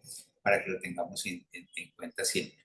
Entonces, no todo lo que sean ingresos laborales para la persona, todos los que sean ingresos laborales para la persona, se convierten en ingresos base para pago de aporte a la seguridad social por un tema de desalarización. Tengamos en cuenta lo siguiente, cuando en las relaciones laborales hay diferentes efectos, ¿cierto? Hay diferentes efectos. Entonces, todo lo que yo le pago a un trabajador es una renta laboral. Todo lo que yo le pague al trabajador es una renta laboral para el trabajo, ¿cierto? Todo lo que yo le pague al trabajador es una deducción si yo hice las retenciones, si yo lo pagué por nómina electrónica, entonces, ah, pero para efectos de pago de prima, entonces ya me salgo del tema tributario y ya me voy para el tema legal laboral. Ah, para el tema de primas, y para el tema de cesantías, para el tema de interés a las cesantías, yo puedo hacer desalarización. Entonces la desalarización la puedo hacer hasta un 40%, por ahí hay unas preguntas sobre eso, ¿no es cierto? Y, pero para el tema de seguridad social, entonces para el tema de seguridad social me voy a dar lo que me permite la ley de seguridad social. Entonces en una relación laboral yo estoy vigilado por tres campos y por otros, pero vamos a los tres. Estoy vigilado por el Código Sustantivo de Trabajo, en la parte laboral, en cuanto yo cuánto puedo desalarizar, cómo lo tengo que pagar, todo ese cuento. Estoy vigilado por la UPPP, que es la que me dice si hice los aportes sobre mi ingreso base de cotización fue bien calculado y estoy vigilado por el tema tributario. Entonces, un mismo hecho económico tiene tres efectos en tres espacios diferentes, ¿vale? Eh, Hay una pregunta que dice, ¿cómo llevar como deducción pagos laborales empleados por concepto de bonificaciones o bonificaciones por retiro sin estar sujetas a retención en la fuente? Entonces resulta que ese es un tema que lo vimos en estos días en un módulo que estábamos terminando en este doctor. Y uno parte de un tema básico y es el siguiente. El Estatuto Tributario en el artículo 401, raya 3, dice que las indemnizaciones derivadas de la relación laboral legal o reglamentaria. Entonces, yo soy muy pegado a las palabras, que las amarro para la interpretación, pero soy parto de la literalidad. Entonces me dice las indemnizaciones. Es que cuando se termina la relación laboral se puede terminar eh, por tres causas. Vamos a hablar de tres causas. Primera causa, vulgarmente lo eché. ¿Por qué? Porque el tipo no me faltaba el trabajo, porque el tipo era un grosero, porque el tipo y no le hice un proceso disciplinario y estaba aburrido con el señor y entonces lo despido. Entonces, como estoy terminando una relación laboral sobre la cual él tenía fincadas sus esperanzas de futuro y todo ese cuento, A mí me dicen, venga, usted tiene que reconocerle y pagarle al señor una indemnización. Y esa indemnización está contemplada en el Código Sustantivo de Trabajo por el artículo 63, ¿no es cierto? Entonces, indemnización, pero esa indemnización es cuando yo de manera unilateral termino con la relación laboral, ¿no es cierto? En ese caso, yo tengo que mirar si ese trabajador devenga más de 204 VTs. Si ese trabajador devenga más de 204 VTs, entonces 47,065 por 204 VTs, el trabajador se gana 10 millones de pesos, por ejemplo, entonces más de 10 millones de pesos, entonces me tocaría a ese trabajador hacerle una retención en la fuente sobre el 20% de la indemnización que le estoy pagando. Ah, pero si ese señor tiene un salario mínimo y resulta que el señor se gana un salario mínimo, el señor llevaba 20 años trabajando para la empresa, pues a ese señor no le hago retención en la fuente porque la norma me establece que solamente aplica la retención del 20 para aquellos trabajadores que deben más del 20%. Entonces resulta que, y la otra forma de terminación, la otra forma de terminación es por justa causa. Entonces, el mismo trabajador me llegaba tarde, no me cumplía con las tareas, yo le hice todo el proceso disciplinario, le terminé el contrato de trabajo por justa causa, entonces no hay indemnización. Entonces, yo puedo terminar el contrato de trabajo. Sin justa causa, indemnización; con justa causa, no le pago nada. Y existe una tercera, que se llama común acuerdo. Entonces, uno le dice a la persona, mira, vos sos el contador, vos sos el revisor fiscal, yo no confío mucho en la información que me estás presentando, la información que presentando me la estás entregando tarde, tengo errores, me puede aplicar una sanción, etcétera, etcétera. Yo no te quiero dañar la hoja de vida porque no buscamos un acuerdo. Entonces el trabajo le dice a uno, listo, mi indemnización vale 50 millones de pesos, dame 25 y yo me voy. Eso se llama transacción. Entonces, el artículo 401 y en ninguna parte del Estatuto Tributario, literalmente te aparece transacciones por terminación del vínculo laboral. Ninguna parte te aparece eso. O algunas personas la llaman bonificación. Te doy una bonificación para que usted vas y te dé cuenta con el compromiso que no me demandes. ¿No es cierto? La transacción es una forma de terminar un vínculo laboral. Sí, es una forma de terminar un vínculo laboral. Está aprobado y esa transacción tiene efectos de cosa juzgada y el trabajador lo puede demandar a la empresa y la empresa puede demandar al trabajador y te das cuenta. Es un aspecto netamente laboral. ¿No es cierto? Pero como el estatuto tributario no lo regula, porque el estatuto tributario dijo las indemnizaciones y usted no puede aplicar analogía a las normas tributarias, ¿no es cierto? Y menos cuando hayan beneficios tributarios, menos en las rentas 60, menos en el ingreso no constitutivo, menos en los descuentos tributarios. Ahí jamás pueden aplicar analogía porque está estrictamente prohibido. Usted se recomienda no le aplique analogías. Entonces, cuando no tiene analogía, ¿usted qué se va? A la tabla del 383. Entonces, en algunos conceptos de la DIAN dice, de las normas se desprende que la disposición de orden legal se refiere exclusivamente a la retención que tiene lugar en casos de indemnizaciones derivadas de una relación laboral o reglamentaria, estableciendo una tarifa del 20% para tal. Todas las demás se van para el 383. Ese es el punto de vista de Jaime Ortega, lo debatimos en clase, lo verificamos en clase y es lo que en este momento considero que existe. ¿No es cierto? Y aquí viene la pregunta que decía Juan Carlos ahorita, que él decía que estaba más adelante. Entonces, resulta que yo tengo un tema que se llama desalarización, ¿no es cierto? Entonces, yo llevo como deducción pagos no laborales. Entonces, ¿por qué se llama desalarización, Jaime Ortega? Porque yo sobre ese valor no le voy a pagar ni primas, ni cesantías, ni pagos ni interés a las cesantías, y tampoco le voy a pagar seguridad social.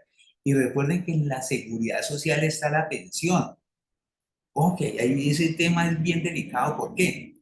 Porque es que resulta que voy a poner el ejemplo de Jaime Ortega. Jaime Ortega, vamos a suponer que Jaime Ortega se gana 10 millones de pesos, ¿no es cierto? Y entonces a Jaime Ortega le dicen, ve Jaime Ortega, tú se ganas 10 millones de pesos, pero yo te voy a pagar a vos salario 6 millones, ¿no es cierto? Y te voy a pagar te voy a pagar 4 millones de pesos como una remuneración no salarial. Entonces yo sumo 6 más 4, 10. ¿Hasta cuánto puedo llevar? Hasta el 40%. ¿La empresa está bien? Sí, claro, porque a mí me están pagando como unos salariales 4 millones. El 40% de 10 millones son 4 millones, está bien. ¿La empresa lo puede hacer? Sí, claro. Entonces, primero, desde el punto de vista laboral, ¿Tiene alguna incidencia? No, porque el contrato de trabajo es un acuerdo de voluntades entre el empleador y el trabajador que se pusieron de acuerdo en que 6 millones eran salariales y 4 no salariales. Desde el punto de vista laboral, de acuerdo. Desde el punto de vista de seguridad social, estamos de acuerdo. ¿Por qué? Porque el sistema de seguridad social, la ley 1393, establece que las empresas y los trabajadores pueden poner como máximo no salariales el 40%. El 40% de 10 millones, 4 millones, la empresa te aceptó los 4 millones. Desde el punto de vista tributario, todos los días son ingresos laborales. No, no me importa si son salariales y no salariales, ese man tiene que llevar los 10 millones de pesos al año, ¿no es cierto? Pero entonces, ¿qué pasa? ¿Dónde me puede ocurrir el tema? En tema, no voy a ir al tema de pensiones. Ve, y si ese man se llega a morir, ¿qué le pasa? Venga, como los aportes a la seguridad social lo hicieron sobre 6 millones, ese será su ingreso base de cotización de aportes. Desasumiendo que esa persona toda la vida se hubiera ganado el equivalente a los 10 millones de pesos, pues el ingreso base de cotización de después 6 millones de pesos y en Colombia se están pensionando con el 75%, entonces 6 millones de pesos por el punto 75, entonces va a quedar con una pensión de 4 millones y medio. Entonces la persona dice, pero ¿cómo me va a quedar con una pensión de 4 millones y medio si yo me venía ganando 10? Porque es que usted fue el que aceptó eso. Quiero hacer la reflexión que eso te puede afectar en un momento de la pensión. Y vos puedes, la persona puede quedar pensionada por tres: pensión de vejez, porque cumplió los requisitos, digamos, en el régimen de prima media, con prestación definida eran 62 años para hombre y 57, entonces, digamos, en términos generales, cumplió los 62 años, le quedó con 4,5 y venía con un ingreso de 10, entonces se le baja más de la mitad. Venga, invalidez, tuvo un accidente, Dios no lo quiere, y quedó jodido y quedó con una pérdida de capacidad laboral superior al 50%, quedó con una pensión de 4 millones y medio. Entonces, ese tema de la desalarización, téngalo en cuenta, no solamente porque lo va a afectar en el tema de las cesantías, y todo eso, lo puede afectar muy gravemente en el tema de las pensiones. Pero como estamos viendo el tema tributario netamente y la inconsistencia detectada por la DIAN, esto pasa cuando usted coge y calcula mal esa situación. Entonces acá tenemos el ejemplo: un empleado tiene una remuneración de 800.000 pesos, ¿no es cierto? Y recibe bonificaciones no salariales por 600.000 pesos, entonces más 600.000 pesos. Eso le da 1.400.000, ¿no es cierto? ¿Cuánto puede llevar él como máximo de no salarización? Entonces puede llevar como máximo el punto 40. Eso le da 560.000 pesos. 560.000 pesos. Entonces resulta que él podía llevar como máximo 560.000 pesos como no salariales y él está llevando 600. Pero están pagando seguridad social sobre 800. Entonces, si la DIAN le hace una investigación y la DIAN dice, venga señor, es que usted está bien que usted tiene un otro sí, es completamente válido que tenga el otro sí, y esos 600.000 pesos se lo reconoce y usted eso va a pelear en un juzgado laboral y allá de pronto le van a pelear eso. Pero desde el punto de vista tributario, usted me tenía que pagar seguridad social sobre 840.000 pesos y usted me está pagando sobre 800.000 pesos, entonces no le reconozco todos los costos asociados a ese trabajador.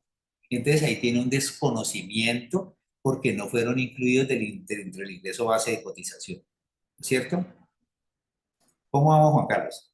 Doctor, excelente, con muchas inquietudes por acá. Recuerden que una vez terminado el seminario nos pueden contactar a nuestros números telefónicos y con el mayor gusto con el doctor Jaime Ortega podemos resolver sus inquietudes también.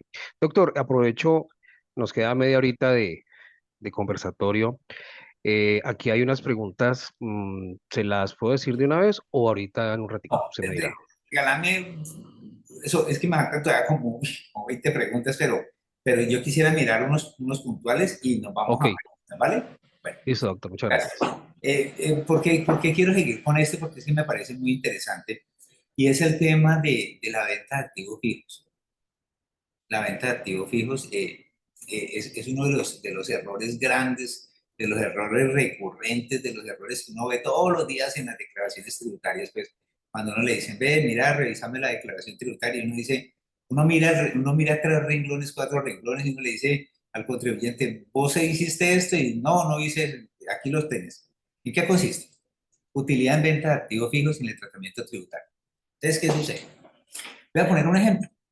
Resulta que en una empresa, ¿cierto? Que queda en Jumbo, esa empresa tenía una camioneta, el gerente tenía una camioneta, la camioneta la compraron en 200 millones de pesos ¿no es cierto? Y esa camioneta a los 10 años, un ejemplo, a los 10 años la vendieron y estaba completamente depreciada, ¿sí?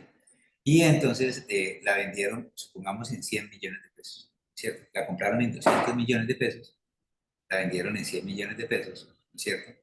Y entonces la contadora coge y esos 100 millones de pesos los lleva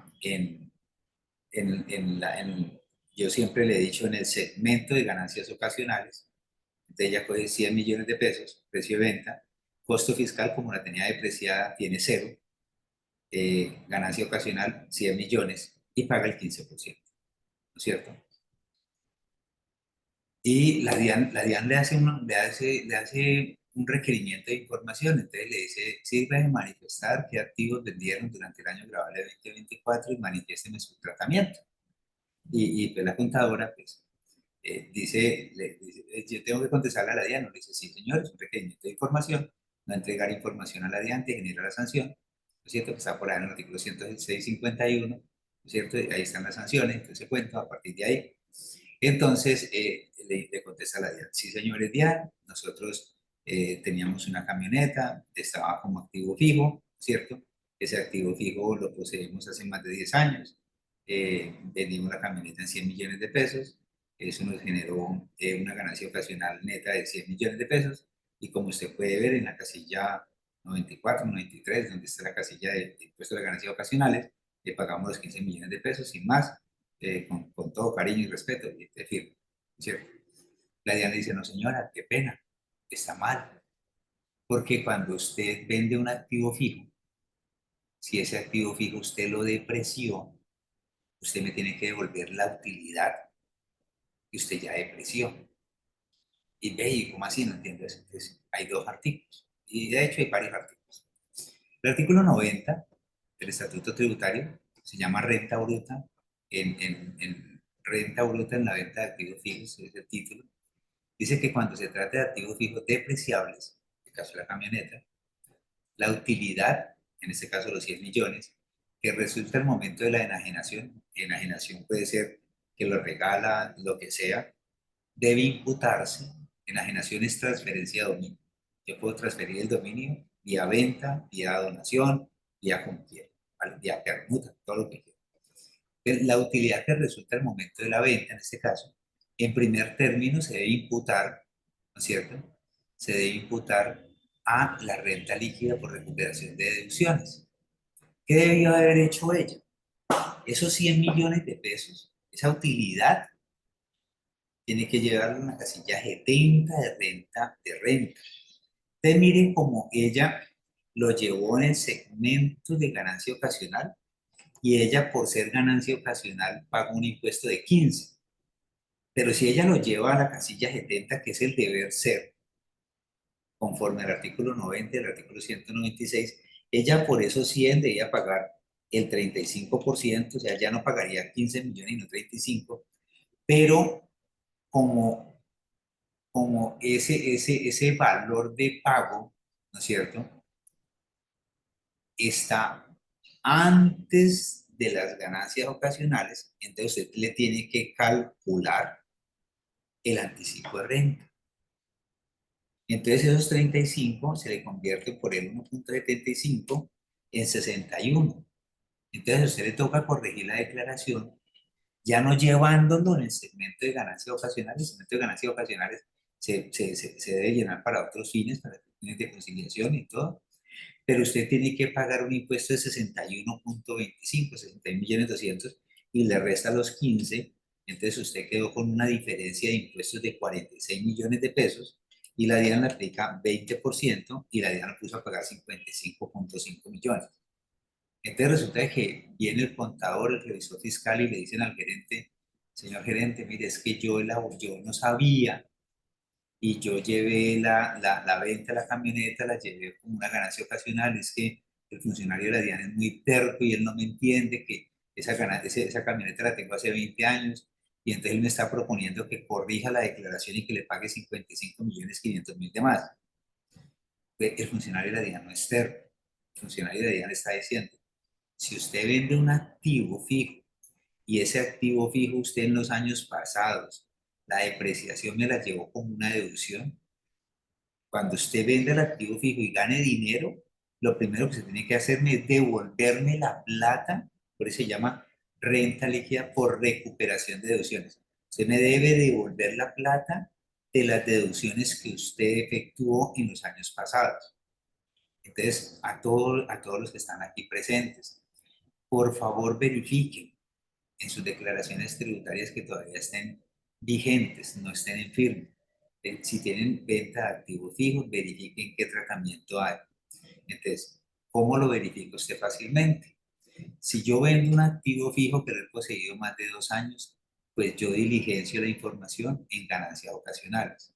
Entonces, verifiquen las ganancias ocasionales. Si en esas ganancias ocasionales ustedes tienen venta de activos fijos, cogen la vista y se tiran a mano izquierda, diagonal hacia abajo, y miren la casilla 70. Y si en la casilla 70, renta por recuperación de deducciones, no tiene ningún valor, verifiquen y analicen ese caso, porque esa es una inconsistencia de las de mayor frecuencia que encuentra la DIAN, ¿sí? Se llama renta líquida por recuperación de deducciones, y usted me encuentra a lo largo de varios artículos del Estatuto Tributario, pero el que regula la renta líquida es el artículo 196 y 197, y el origen, que es en la parte de la renta bruta, está en el artículo 90, ¿vale? Listo. Hay otro que es tomar el costo gasto por depreciación en la compra de bienes usados, ¿no es cierto? ¿Qué sucede? Resulta que la gente coge y compró un carro, volvamos con una Toyota. Compró una Toyota, ¿no es cierto? Y la compró en 200 millones de pesos, ¿sí? Y cogió los 200 millones de pesos y los depreció, todos los 200.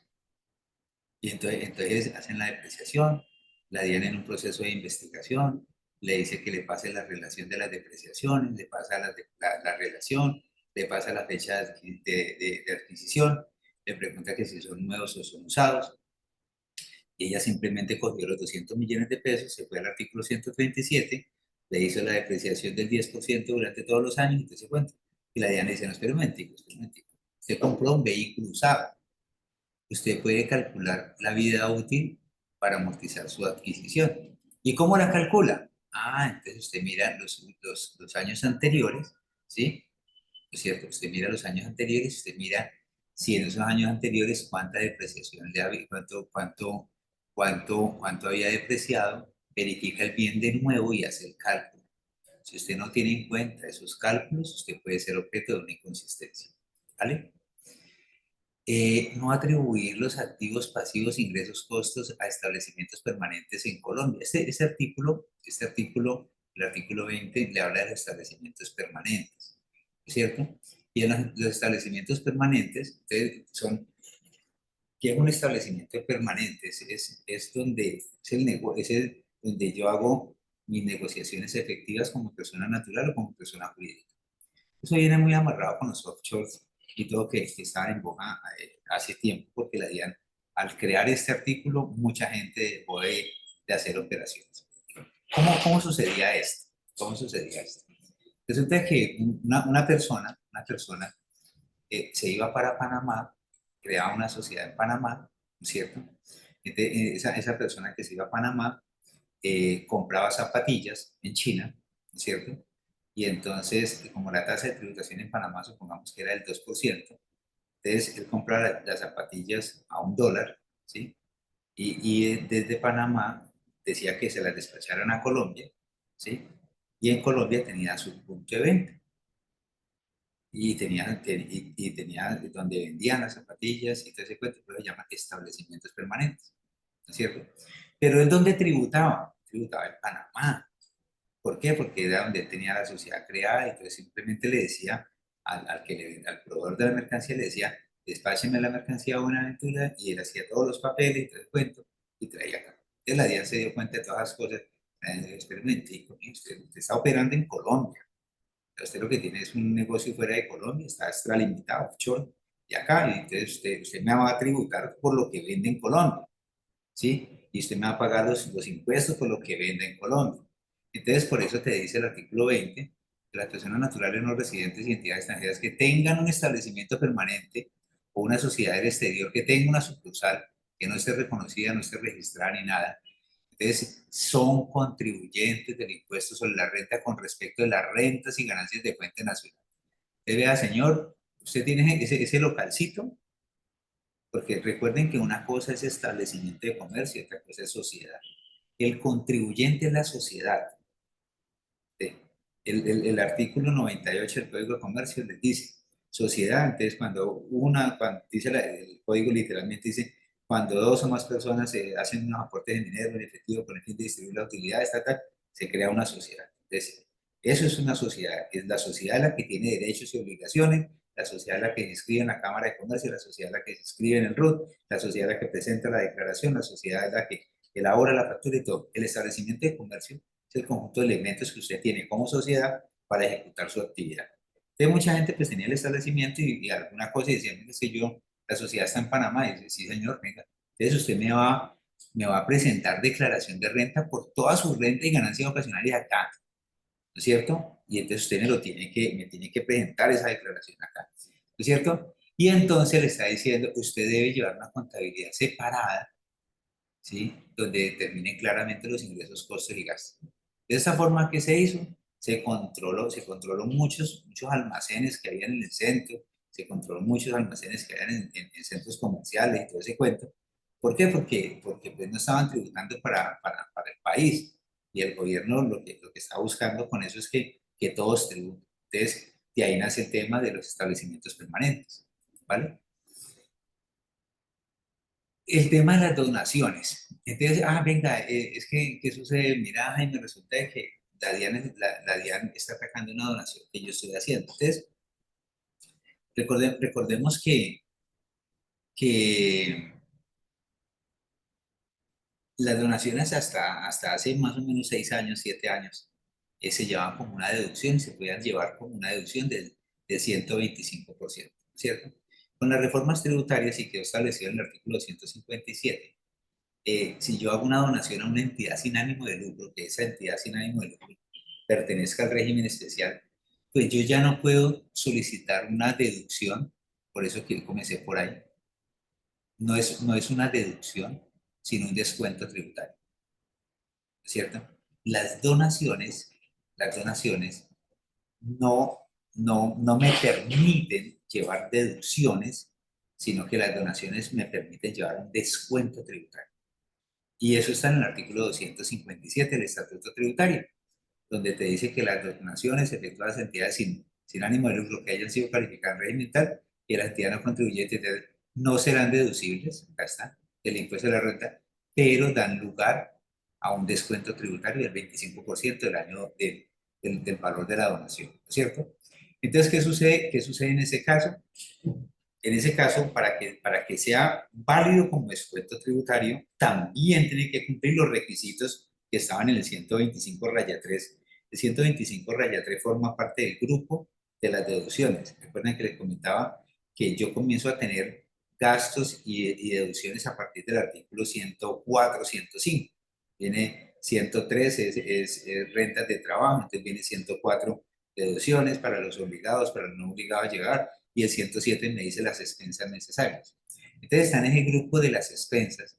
Entonces el artículo 125 me establece que para que proceda el reconocimiento de la deducción, que en este momento es un descuento tributario por concepto de donación, se requiere de una certificación de la entidad donataria que sea firmada por revisor fiscal, donde conste la forma, el monto y la designación de la donación. Entonces hago la corrección a la pregunta, a una de las inconsistencias que está cayendo, que encuentro la DIAN frecuentemente, en que esa deducción por donación no aplica, sino que aplica es la solicitud de descuento tributario por donación que no ha llenado los requisitos establecidos en la ley, ¿vale? La omisión de activos y pasivos inexistentes. Ojo que esa omisión de activos y pasivos inexistentes, ustedes caen hasta en un código, caen hasta en el código penal. El no presentar una declaración de renta, la DIAN dice, eso es un indicio de omisión de activos. Y como eso es un indicio de omisión de activos, usted está incurso en un delito penal y usted tendrá que demostrarme que usted no cometió un delito penal. Pero pues, vamos al campo tributario, netamente. El artículo 239, raya 1, que forma parte del libro primero, ¿cierto? Recuerden que ahorita veíamos los títulos, del título de patrimonio. Entonces establece, ese artículo 239 establece que cuando en desarrollo de acciones de fiscalización, resulta que la DIAN de fiscalización y la DIAN me detectó un pasivo inexistente. Entonces, en las personas naturales, el pasivo inexistente se detecta cuando usted no tiene documentos de fecha cierta. Ay, cuando hay un documento, cuando el documento es de fecha cierta, cuando ha sido autenticado, reconocido por un notario, cuando tiene sello de reconocimiento. Entonces, venga, Gustavo Adolfo le debe a Jaime Ortega 10 millones de pesos. Gustavo Adolfo lo tiene dentro de los pasivos. La administración tributaria le hace una investigación y dice, vení, Gustavo Adolfo, demostrame este pasivo. Ah, aquí está la letra autenticada en notaría, una copia, porque la titular la tiene Jaime Ortega. Ah, listo. Si no la tiene, ve, y si él no tiene nada firmado ni tiene nada, pues la administración podría, y es válido, viene y me verifica a mí y yo la tengo que tener como un activo, una cuenta por cobrar. En ese caso no habría sanción. Pero si yo tampoco la tengo como cuenta por cobrar, entonces le desconocen ese pasivo y le declaran de que ese pasivo es inexistente. ¿Ve? ¿Y qué pasa si sucede esa situación? Pues la sanción es del 200% conforme al artículo 648. Entonces, si usted omite activos o usted incluye pasivos inexistentes, está corriendo el riesgo que en un caso de una investigación por parte de la autoridad tributaria, la sanción no sea del 100%, sino del 200% del valor de lo que usted pagaría por el impuesto de ese activo. Entonces, tengan en cuenta eso. ¿Por qué? Porque muchas veces a uno de pronto hasta involuntariamente se le olvidó apuntar el carro, se le olvidó apuntar una casa, y eso sucede sobre todo en las sucesiones.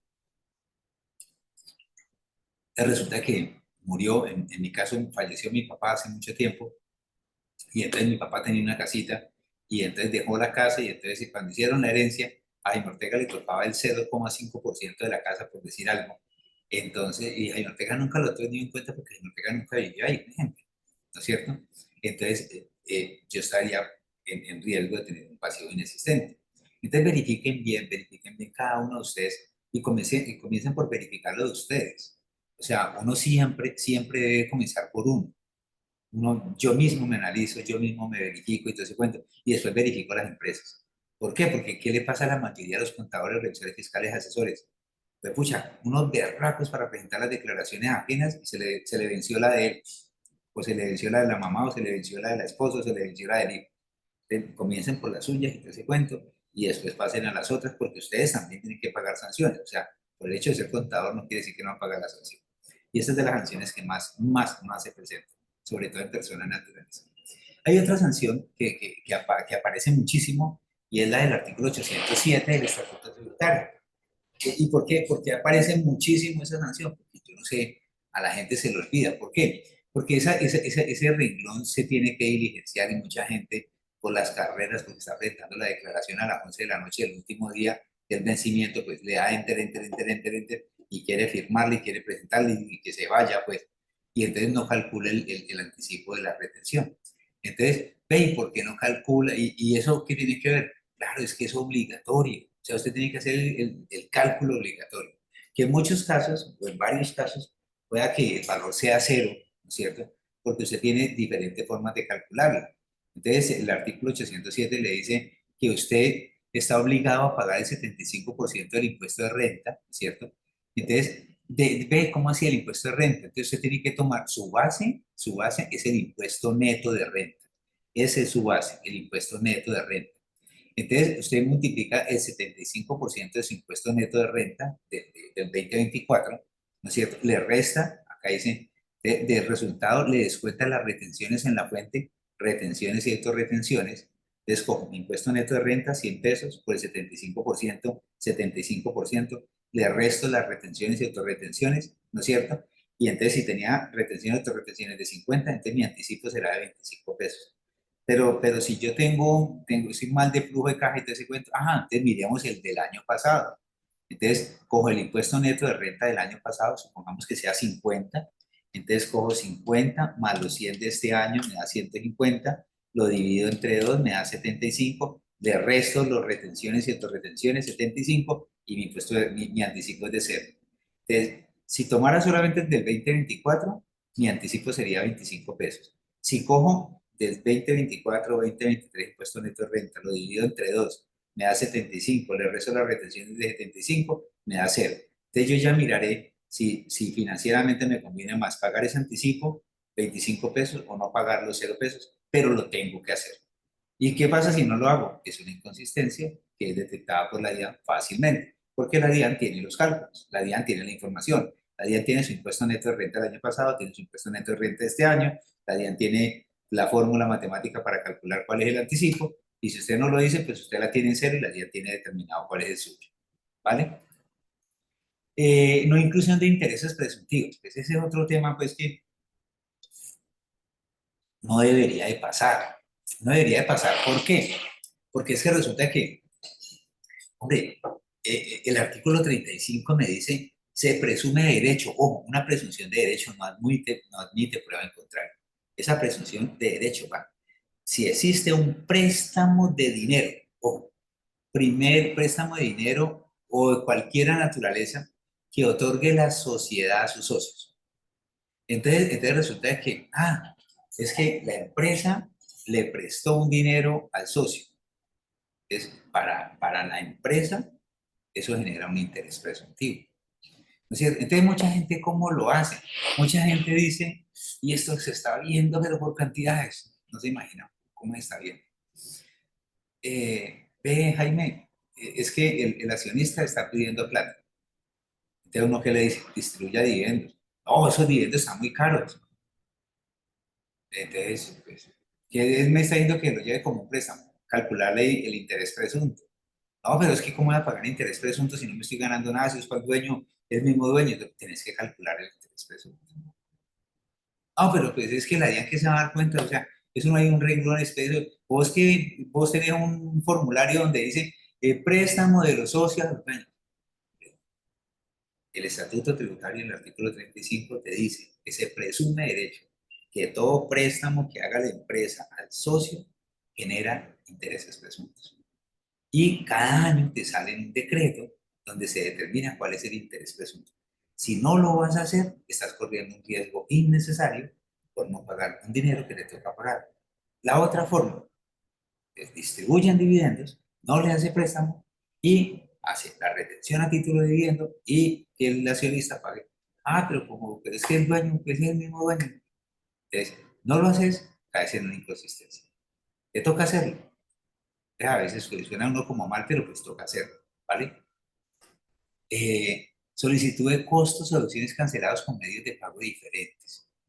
Este es un tema, uy, es bien sensible, pero se ha ido aminorando ese tema porque ya todo el mundo anda pagando con transferencia, ¿cierto? Pero en un momento determinado, y sobre todo en el centro de la ciudad, en el centro de la ciudad, opera demasiado la circularización del dinero.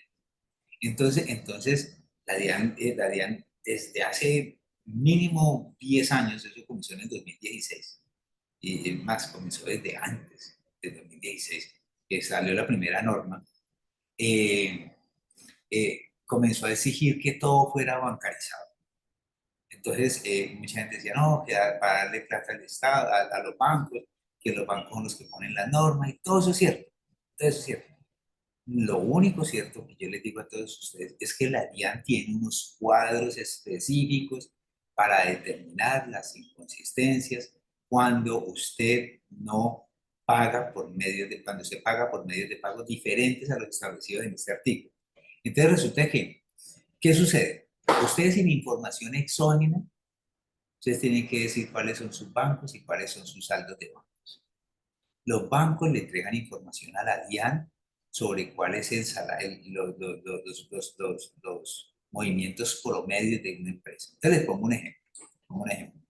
Una empresa XYZ tiene unos costos y deducciones de 5.000 millones de pesos. empresa XYZ tiene costos y deducciones de 5.000 millones de pesos. Tiene un saldo en bancos de 100.000 pesos y tiene unos ingresos promedios en bancos, digamos, de 1.000.000 de pesos. El banco le pregunta, venga, ¿qué pasó con esos costos y deducciones que usted me está presentando en su información exógena, que me está presentando en su declaración de renta, que me está presentando en el formato 2516?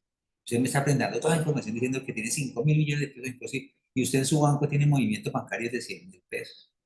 O no, tiene, o no me informa ni siquiera a bancos.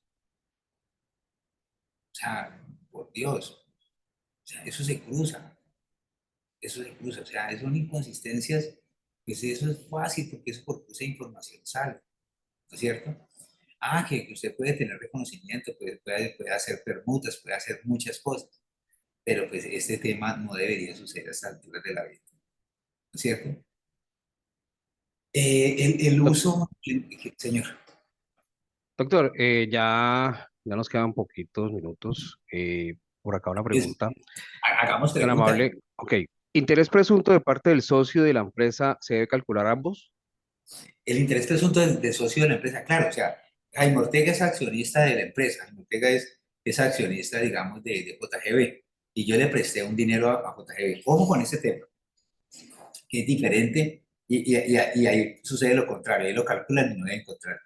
El artículo 35 establece que se presume derecho que todo préstamo en dinero, cualquiera que sea, que otorgue la sociedad a su socio o el socio accionista de la sociedad. Entonces, en JGB distribuyeron dividendos, ¿no es cierto? Y entonces a mí me tocaron 100 millones de pesos y quedó como una cuenta por pagar.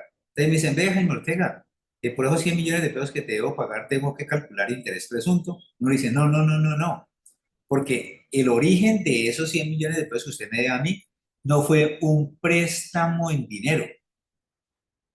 Entonces, cuando hay dividendos por pagar, no genera interés presunto, ¿vale? ¿Cuándo se genera interés presunto? Cuando la empresa saca de bancos, de efectivo, de equivalentes, de donde quiera, saca la plata y me dice, ay, Ortega, tenga 100 millones de pesos y me los paga en un año o después lo cruzamos contra cuando distribuyamos dividendos y todo ese cuento lo cruzamos porque va a tener la empresa una cuenta por cobrar y después cuando distribuyan dividendos va a tener una cuenta por pagar y compensa y todo ese cuento, ¿vale? Pero el interés presunto se genera cuando hay un préstamo en dinero o en especies, ¿no es cierto? Entonces, ahí es, entonces, si es Jaime Ortega el que lo presta, Jaime Ortega tiene que, en las rentas de capital, en intereses, entonces, porque las rentas de capital me maneja. Rentas de capital son arrendamientos, intereses, rendimientos y todo lo asociado a propiedad industrial. Entonces, ahí incluyo ese dinero como el interés presunto. Ese es el que yo voy a declarar ahí. Jaime Ortega lo declara en su declaración de renta, la empresa la declara en su declaración de renta cuando es la empresa la que lo presta.